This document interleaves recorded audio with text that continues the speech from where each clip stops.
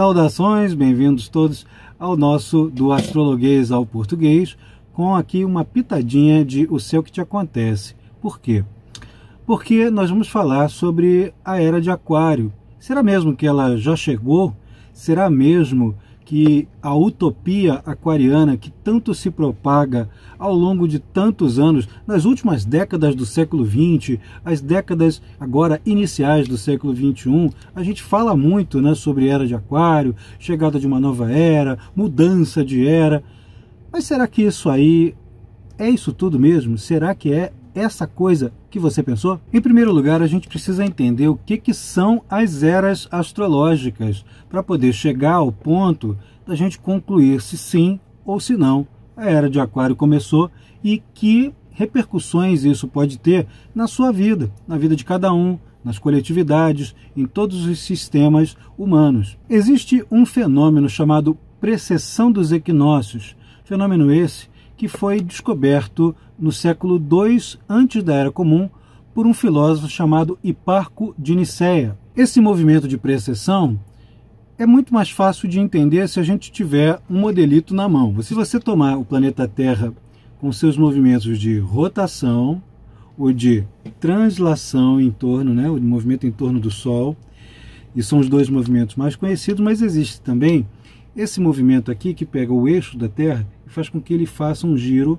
muito semelhante ao de um peão, né? Então esse eixo da Terra que se move dessa maneira, ele vai levar nesse movimento, para se completar, algo em torno de 25.920 anos, ou 26.000 para alguns que arredondam, e esse movimento de precessão é também conhecido por muitos como o Grande Ano de Platão, ou um grande ano astrológico, um grande ano zodiacal. Esse período gigantesco, né, de quase 26.000 anos, ele percorre todo o zodíaco quando a gente está falando do chamado ponto vernal, que é aquele ponto em que o Sol, em sua trajetória aparente no céu, quem olha daqui da Terra vê o Sol fazendo essa trajetória, é uma trajetória aparente, ele vai cruzar o equador celeste, que é uma projeção do nosso equador no céu, né, na esfera celeste, e vai iniciar o seu movimento de ascensão na eclíptica. A ascensão na eclíptica é o próprio caminho que o Sol percorre ao longo do ano. É o caminho do zodíaco. É o caminho, inclusive o nome está dizendo, o caminho onde ocorrem os eclipses. E essa ascensão começa ali no zodíaco ocidental, no grau 0 de Áries. No entanto, há uma diferença entre o zodíaco ocidental, que é tropical, e o zodíaco sideral, que é o zodíaco das estrelas fixas. Esse local, estou trocando aqui bastante em miúdos para não confundir, mas isso é um conceito astronômico. Esse ponto, que a gente chama de ponto vernal, ou ponto zero, né, o ponto zero de Áries, ele não está mais coincidindo como há milênios atrás com o grau 0 de Áries astronômico. Essa é a grande diferença entre o zodíaco trópico e o zodíaco sideral. E por que não coincide? Porque de acordo com a passagem do tempo, esse ponto em que há esse momento de ascensão na eclíptica, né, que começa o ano zodiacal, ele vai andando na sua posição na esfera celeste, aparentemente para trás, né, para quem está olhando aqui. Ele anda para trás no zodíaco. Isso significa que as eras astrológicas, elas não seguem o ritmo que a gente vê no ano normalmente. Por exemplo, o ano começando ali por volta de 20, 21 de março, com o 0 grau de Áries, né? Áries, Touro, Gêmeos, Câncer, nessa ordem até chegar no signo de Peixes, que é o último da ordem zodiacal. Não, a precessão vai fazer o contrário. Se você tem a Era de Áries aqui, o que vem logo em seguida a Era de Áries é a Era de Peixes. Depois da Era de Peixes é a Era de Aquário. E para a gente entender como é que a gente pode fazer esse cálculo de uma maneira um pouco mais precisa, para saber exatamente em que era estamos, ou se estamos de fato entrando numa nova era, é preciso a gente fazer um cálculo matemático. Tomemos aqui o Grande Ano de Platão com os seus já convencionais 25.920 anos. Vamos subdividir isso por 12, os 12 signos, né? Fazer a divisão na pizza celeste. né? Então, se você dividir 25.920 anos por 12, você vai ter 2.160. 2.160 anos, que é o período correspondente a uma era zodiacal. Tá? O ano inteiro é o de quase 26 mil e a era é um pedaço, um dozeavos disso. E esse 1/12 corresponde a cada um dos signos. Ora, 2.160 anos divididos por 30 graus cada signo. Olha, por que 30 graus, né? Pega uma circunferência. Quantos graus tem uma circunferência? 360 graus, certo? Pois é, esses 360 graus são divididos por 12. São 12 signos, não são? Pois é, divide 360 graus por 12, você vai ter 30 graus para cada signo. Cada signo tem 30 graus de arco dentro da circunferência. E se cada 30 graus, né, dessa circunferência, cada 30 graus corresponde a 2.160 anos, quanto valeria 1 grau desse arco? É 2.160 divididos por 30. O resultado é 72. 72 anos para que esse grau onde se encontra o ponto vernal ande para trás 1 grau. Ande para trás 1 grau a cada 72 anos. Ora, gente, eu estou falando aqui de valores mais fechados, absolutos e consensuais para muita gente, mas não é consenso para todas as pessoas. Existem concepções do grande ano de Platão um pouco diferentes. Uns vão dar 26 mil arredondados, outros vão dar uma numeração um pouco diferente.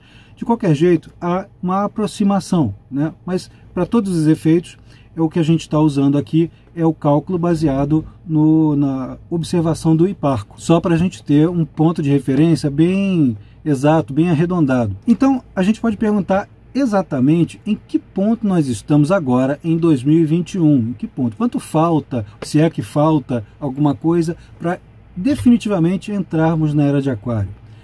E que efeitos isso teria? Pois é, se a gente levar em conta um cálculo de defasagem entre o zodíaco trópico e o zodíaco sideral, que é o zodíaco das constelações físicas, tá? Tem um cálculo que é muito usado, não é o único, tá? Não é o dono da verdade, mas é um cálculo muito preciso, muito bom, que é o da defasagem de Lahiri. Tá? Lahiri, que é um astrônomo indiano que fez esse cálculo, vai chamar isso de Ayanamsa entre sistemas de astrologia védica, muito bem colocados, mas o Ayanamsa é justamente essa diferença entre os dois zodíacos, por causa da precessão dos equinócios. Esse cálculo do Lahiri para o zodíaco, ele atualmente está dando uma diferença de algo em torno de 24 graus. Para ser bem preciso, a gente pode dizer que são 24 graus e 9 minutos de arcos. Tem implicações grandes, porque são vários anos, né? Cada minuto dá uma quantidade grande de tempo a percorrer. Isso significa, por fim, que se subtrairmos esses 24 graus, 9 minutos, nós estamos distantes da Era de Aquário propriamente dita, o ponto vernal, para chegar no 29º grau aos 59 minutos, 29,59 minutos de Aquário, quando realmente começa essa Era de Aquário. Nós estamos faltando para chegar ali 5 graus e 51 minutos, ou 421 anos aproximadamente. Pois é, 420, mais do que 400 anos para chegar lá, a despeito do tipo de cálculo que você esteja usando, se ele é mais preciso, se é menos preciso, se é a defasagem calculada pelo modo Lahiri ou não, não importa, está algo em torno de 400 anos para chegar nesse ponto. E agora, como é que essa coisa se resolve, gente? Será que isso tudo que se propaga a respeito do desenvolvimento tecnológico tão rápido e tão surpreendente, que a gente, como astrólogo, a gente sempre propaga, né, que o signo de Aquário tem uma relação bastante direta com o desenvolvimento da tecnologia, das propostas sociais e políticas de liberdade, igualdade, fraternidade, de difusão ou pelo menos da redução das desigualdades, mais precisamente de uma filosofia de viver e deixar viver, mas também liberdade dentro dos limites da razão. Tudo isso vem seguindo a humanidade com um foco muito especial a partir de muito mais do que o século XX, que foi um século de tremendo desenvolvimento tecnológico, várias revoluções ao longo do século todo, e nos anos 60, né, da década de 1960, estoura aí aquela peça Hair, com aquela música muito conhecida da Era de Aquário, né? Então, essas condições, para muita gente, inclusive por causa de uma doriforia ocorrida em Aquário no dia 4 de fevereiro de 1962, leva muita gente a localizar o início da Era de Aquário nesse dia, nessa época, né? Fechado de uma maneira bem estanque. Olha, vocês não vão me ver aqui discordar de uma maneira veemente disso. Eu só discordo em parte. Tá? Por quê? Vamos raciocinar juntos. As eras, vamos pensar que as eras, a passagem do tempo, as modificações da natureza, ocorrem tudo de uma maneira muito parecida com um degradê. Tem uma gradação dos processos da natureza, da evolução do raciocínio, de tudo quanto é processo. A pessoa não engravida e tem o filho no dia seguinte. Ela vai passar um processo, vai ter um crescimento, tem toda uma diferença de tempo entre o início o potencial de uma coisa e a eclosão da coisa. Assim como quando você está trocando numa estação de rádio, você pega aquele rádio analógico e você vai trocar de estação com o seu potenciômetro ali, vai trocando de estação.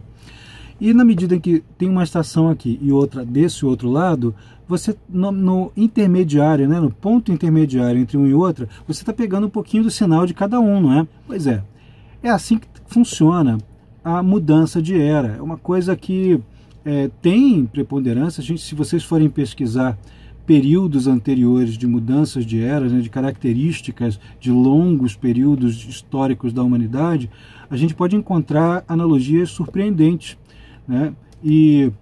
Mas o que a gente está passando aqui agora, sobretudo nesse finzinho de era, é justamente esse intervalo entre duas estações. As duas estão funcionando. Me acompanha, se você olhar lá para o século XVIII, com as revoluções francesa, Revolução Americana, né, com as revoluções industriais, que não foi uma só, né, começa ali no século XVIII, vai uma atrás da outra, você tem uma modificação de mentalidade, uma quebra de modelos de estruturas de autoridade, de distribuição de poder. E olha, vejam bem, a queda do rei na França é muito significativa de algo parecido com Aquário, porque rei tem uma conotação zodiacal muito próxima do símbolo do leão. Enquanto que a revolução e o rei deposto, né, com o povo no poder, ou pelo menos com a suposição disso, é uma proposta aquariana, um pouco da rebeldia, um pouco da busca por democracia. Isso tudo é um símbolo que está contido na construção do aquário, do pensamento sobre o aquário. Da mesma forma, os procedimentos que posteriormente se tornaram industriais, mas os procedimentos que vão aos poucos transferindo os esforços e práticas repetitivas que de alguma maneira escravizam o tempo humano de dedicação, que seria útil para pensar em coisas maiores, em pensar no futuro, em gerar fraternidade, essa coisa bem ideal, meio utópica.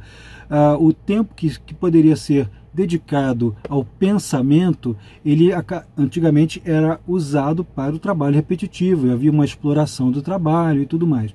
Na medida em que, pelo menos na época em que se cogitou isso, na medida em que o trabalho vai sendo substituído por máquinas, né, o trabalho repetitivo vai sendo substituído por máquinas, se cogita então na época a hipótese de que algum dia o ser humano não teria que dedicar seus esforços o tempo todo nesses padrões repetitivos e concentraria suas atenções na vida do pensar, na vida fraterna, na sociedade, no que pode acontecer, nos grandes planos para o futuro e na felicidade. É por isso que tantas vezes a gente encara a noção de era de Aquário como uma proposta de grande felicidade para o futuro.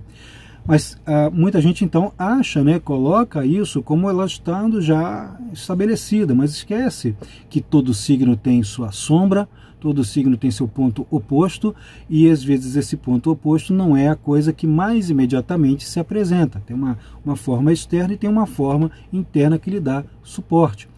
A sombra do aquário, né, o lado sombrio do aquário, em parte, uma parte disso está no leão. Não é que o leão seja uma coisa sombria, pelo contrário, luminoso, regido pelo sol, tal. Mas a sombra do aquário está justamente nas características menos agradáveis do leão. Então, enquanto que aquário é o defensor da coletividade, da igualdade, da fraternidade, ele tem uma sombra que é autoritária. Tem uma sombra que quer se destacar acima dos demais. Tem uma sombra que pode ser terrivelmente despótica e que pode ser uma coisa bem com cara de ditadura, né? Com cara de ditar modelos de comportamento, de conduzir os outros, quase como uma onipotência infantil. Ou seja, tudo que o lado bonito do leão se inverte, né? Todo o inverso do lado belo do leão, que é generoso e tal. E é justamente a sombra aquariana, tá? É claro que essas coisas se manifestam de N maneiras diferentes, mas essa é a característica da era. Estamos vendo isso acontecendo já há muitas décadas. Algumas dessas situações ocorrem até antes de muitos de nós que estamos vivos hoje nascermos. Outras coisas estamos vendo acontecer agora, né? Só falta a gente pegar nessas situações. Assim como os aspectos tecnológicos, as próprias propostas de fraternidade estão todas aqui, né? Estão todas à mão. A comunidade global, né? A comunidade da internet, que tão terrivelmente conflituosa, com egos gigantescos, mas, né, brigando, querendo atenção e tal, e querendo desqualificar o outro, e querendo mostrar que é quase como se fossem atores canastrões, querendo roubar o palco um do outro, às vezes com comentários terríveis, porque acham que aquilo ali vai ganhar mais atenção, né? É uma infantilidade que é a sombra do leão, que é a sombra do aquário. Essas coisas costumam aparecer, e dentro de um meio avançadíssimo ligado às telecomunicações, que são fatores aquarianos. Olha só que coisa interessante. E aí você pode ainda me dizer, mas Carlos, diante de tudo isso, você ainda diz que a era de aquário não chegou? Não, tecnicamente não, só daqui a 400 anos, 420 anos. Mas como eu disse antes, temos esse degradê. Desde o século XVIII nós estamos caminhando para lá, estamos chegando no fim da era de peixes. Raciocina aqui comigo. A era de peixes ela foi marcada em grande parte, sobretudo no Ocidente, mas também com incursões no Oriente, no Extremo Oriente, no Japão e tudo, pelo cristianismo, pelo avanço do cristianismo, pelas guerras religiosas, sobretudo na Idade Média, pelas construções de instituições caritativas, instituições de auxílio ao sofrimento alheio, pela busca de um mundo melhor, mesmo que esse mundo melhor não possa ser vivido aqui, mas no além, né, por uma visão metafísica. O período anterior à Era de Peixes é muito marcado pela ascensão do Império Romano. Estávamos falando da Era de Áries, né, um signo ligado ao guerreiro, ao impulsivo, ao líder, aquilo que sai na frente, às guerras, né, aos conflitos. Isso, claro, né, as pessoas não precisam fazer isso exatamente da mesma forma, de uma maneira tão literal, ipsis literis. As pessoas são convergências de fatores, mas as eras mostram isso como um grande pano de fundo, um grande cenário sobre o qual, ou através do qual, a peça toda rola. Não vou me estender aqui em todos os possíveis efeitos das demais eras, mas para a gente entender aqui como é que o efeito da era vigente também tem o seu efeito oposto, né? Às vezes esse efeito oposto nem é tão ruim, como por exemplo, estava falando aqui do leão, como um efeito oposto, né, que vai mexer com a sombra na era de aquário. Temos também as grandes originalidades desse processo aqui, que leva pessoas a ganharem destaque, muito mais gente, não apenas um ou outro, ou fulano ou beltrano, que é melhor, que todo mundo idolatra, diviniza, acaba centralizando todas as atenções. Na era de aquário, todo mundo é um sol, Todo mundo tem essa possibilidade de ultrapassar a mediocridade, bastando que tenha os meios, se esforce pelos meios, e que esses meios sejam disponibilizados pelos demais, que haja um altruísmo para que isso ocorra. E na era de peixes, que é essa na qual ainda estamos vivendo, mas que está nos seus estertores que nossa geração nem vai ver terminar. Mas na era de peixes, como signo oposto a peixes, temos Virgem. E olha aí uma das figuras mais assim, emblemáticas de todo esse período de 2000 anos, que é a figura da Virgem Maria, né? Quantas igrejas de Nossa Senhora, né? Quantas igrejas ligadas a este feminino, esse feminino protetor, ao mesmo tempo que está ligado a um processo de construção de regras, de normas, até as deturpações, né, as distorções da manifestação do arquétipo, com o controle rígido sobre a sexualidade, sobre a pureza, né, o conceito de pureza do Virgem, de purificação, de limpeza, de higiene, tudo isso vindo em contrapartida à falta dela, né, desde os períodos antigos e medievais, né? Então esse conceito de pureza, que quando deturpado vai querer dominar corpo, inclusive o corpo feminino, né, que não pode fazer isso, não pode fazer aquilo, tem que mexer na fertilidade e tudo mais. Essas condições todas estão ligadas ao signo de Virgem. O desenvolvimento como eu disse, dos conceitos de higiene, até nas áreas de saúde, tudo isso também, o conceito, as ordens de cavalaria, como a ordem dos hospitalários, está ligado à área de saúde, né? Tem um pouco das características piscianas para ajudar peregrinos e tudo mais, mas também tem a característica virginiana, que vão cuidar dos doentes. E Virgem é um signo muito ligado à saúde. Então, para vocês terem uma ideia de como é que essa coisa, com um período gigantesco de tempo, tem uma repercussão que a gente só vai perceber na medida que tem um distanciamento no tempo, né? Tem um efeito do olhar do historiador, que quando a gente estuda a história, a gente aprende isso, que a gente tem que se distanciar no tempo para a gente poder enxergar com mais clareza, mais nitidez, aquelas coisas que estavam acontecendo em uma época anterior. Porque enquanto você está vivendo, há uma dificuldade de você se distanciar. Tá? Mas posteriormente você tem uma clareza, você tem um discernimento, que aí você explicando aquela situação lá atrás, você vai também compreender o que lhe acontece aqui agora. E aqui, para finalizar, eu faço aí a todos um chamado à ponderação. Aquário tem tudo aquilo que as propostas mais luminosas têm, né, dizem que tem de bom. Tem tudo isso, mas também tem sua sombra, como todos os 12 signos do zodíaco. Todos os 12 têm luz e sombra, têm problemas. E entre os problemas aquarianos, temos aí um radicalismo extremo. Aquarianos são muito teimosos, né? Não é só taurino, não é só capricórnio que são teimosos. Aquarianos também são muito teimosos, sobretudo quando a sua ideia, né, sua construção de ideal, ele quer colocar em prática e tem obstruções a esse ideal, ele vai ficar muito teimoso, muito resistente a ter quaisquer variações, quaisquer adaptações ao seu modelo perfeito. E muitas vezes fica rebelde, né? Os aspectos mais terríveis do aquário pode ser aquela da criança irresponsável, que fica tendo rebelde sem causa. Isso aí, só com o tempo a pessoa amadurecendo, ela vai compreendendo, vai alargando a sua zona de desconforto, né? Ela vai alargando isso, vai modificando esse padrão. E por que essa questão, por que essa reflexão? Porque as pessoas, muitas vezes, pensam nas eras, na mudança de era, de modo duplamente ou apocalipsista ou milenarista. Vamos pensar que quando eu me refiro a algo apocalipsista, eu não estou nem me referindo à tradução correta do termo apocalipse. Apocalipse vem do grego e quer dizer revelação, quer dizer algo que é desvelado, é algo que a gente descobre, que a gente percebe, a cabeça, né? A cabeça fica mais apta a perceber as coisas que não eram possíveis antes, sem instrumental, ou até revelações divinas para alguns, né? De qualquer jeito, é revelação, não é destruição, não vai destruir, não vai matar todo mundo, não vai acabar o mundo, não é aquela coisa horrorosa. Muita gente pega aí até a pandemia e fala assim, não, tá vendo, isso aí é sinal dos tempos e tal. Pandemia já aconteceu milhares de vezes, né? Tivemos a peste negra da Idade Média, nem por causa disso o apocalipse aconteceu ali.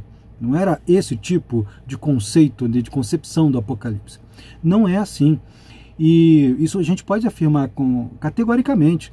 Não é assim. Então, muitas vezes, as pessoas projetam aquelas expectativas de que, se as coisas não estão satisfatórias para mim, ou para o meu grupo, para as pessoas que eu conheço, do modo como eu concebia, e as coisas estão cada vez mais críticas, cada vez mais difíceis, a grande solução, às vezes a pessoa não pensa usando essa frase, mas há uma expectativa.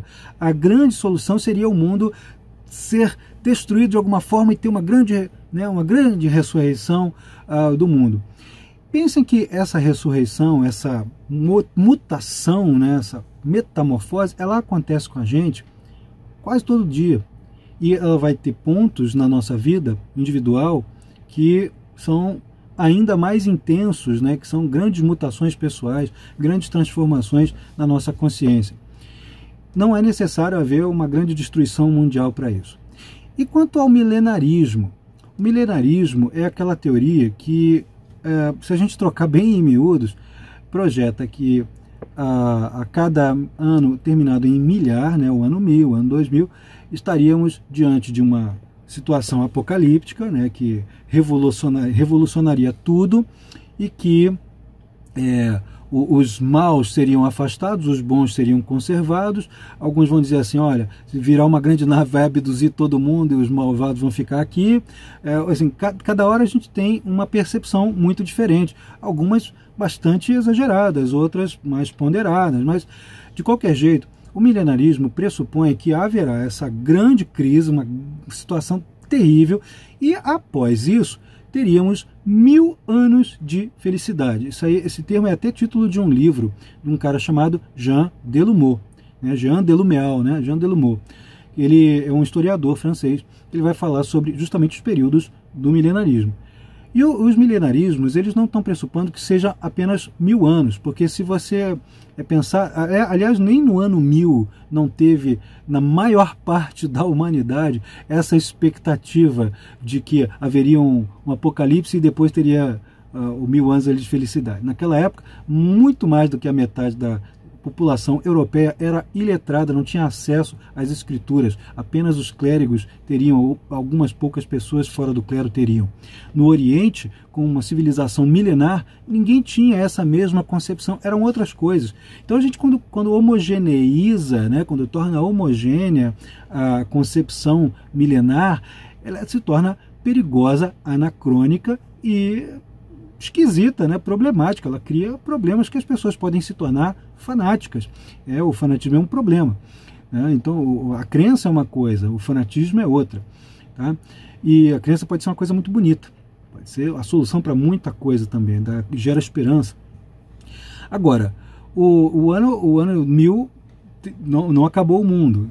E quando a gente se refere a 1000 anos de felicidade, vamos tentar pensar de uma forma não anacrônica, não como você pensa agora, 1000 anos são 1000 anos, mas como pensariam os medievos e os antigos. 1000 anos seria um número que equivaleria de uma maneira simbólica, era uma representação, uma alegoria de felicidade eterna, de eternidade. Então, essa teoria do milenarismo, a gente tem movimentos milenaristas no Brasil também, como antes da Guerra de Canudos, o povo seguindo ali o Antônio Conselheiro. Aquilo ali é uma espécie de milenarismo, então ele não termina no milhar. Tá? Isso é um conceito histórico, aliás. Tudo isso para a gente explicar o seguinte, que não adianta a gente ficar pensando que chegaram os tempos, que vai acabar não sei o quê, os tempos estão chegando o tempo todo. Pelo menos você pode discordar disso, eu vou aceitar, é legal, não tem problema, a discordância é absolutamente saudável, o problema é a discórdia. A gente não precisa ser inimigo porque a gente está discordando dentro desse ponto de vista. O que acontece é que a gente precisa pensar que o exagero nas considerações das mensagens espirituais e das mensagens filosóficas, ele talvez não seja lá tão feliz quanto a gente gostaria que fosse. Tá? A era de Aquário está chegando, a gente está vivendo várias nuances dessa era, sim, estamos vivendo, mas não estamos nela. Mas estamos vivendo, e por causa disso, a gente precisa gerar mais consciência. O que nós temos vivido ultimamente é um enorme privilégio de viver uma fase de transição tamanha. E nada mais bonito do que a gente se conscientizar de que essa transição existe, de que a gente pode fazer a nossa parte e que a gente pode prezar primeiro por aquilo que, vamos supor, eu gosto daquilo, você gosta daquilo outro. Nenhum dos dois tolera aquilo que cada um gosta. Mas tem que ter algum meio termo, tem que ter alguma situação em que a gente possa conversar. Enquanto não houver isso, as teorias apocalipsistas, aquelas que não são apocalipse, a revelação, aquelas que são de guerras, de confrontações, de separação de joio do trigo, essas vão continuar prevalecendo. Isso, né, se você acha que isso é bom, acho que você ainda não está na era de Aquário. Vou fazer uma última recomendação aqui para você. Todo esse conceito sobre eras, ele é falado muito em cursos que, quando não estão na escola, né, vão chegar brevemente na escola Carlos Holanda Astrologia. O curso de mitologia e simbolismo vai falar muito sobre esses conceitos que eu acabo de mencionar aqui para vocês e de uma maneira um pouco mais detalhada. Também é falado no curso de estrelas fixas. Esse, inclusive, tem a parte mais de mecânica celeste, para a gente entender como é que essas coisas todas se aplicam no mapa individual, que efeitos tem na nossa vida e também na vida coletiva, em previsões para o mundo, previsões para você. Isso tudo a gente pode aplicar. São conceitos que parecem ser amplos e abstratos demais, mas na hora da leitura astrológica eles são perfeitamente aplicáveis e são ótimos, fazem uma diferença danada. É isso, gente. Eu vou me despedindo, espero que você goste do vídeo, espero que isso te instrua, te ajude. E clica aí então, se gostou, clica aí em curtir, gostei, e na sinetinha para receber as notificações. Não esquece de visitar a escola para você saber como é que os vídeos podem se comunicar com você e de repente você se inscreve lá nos cursos. Um grande abraço e até a próxima!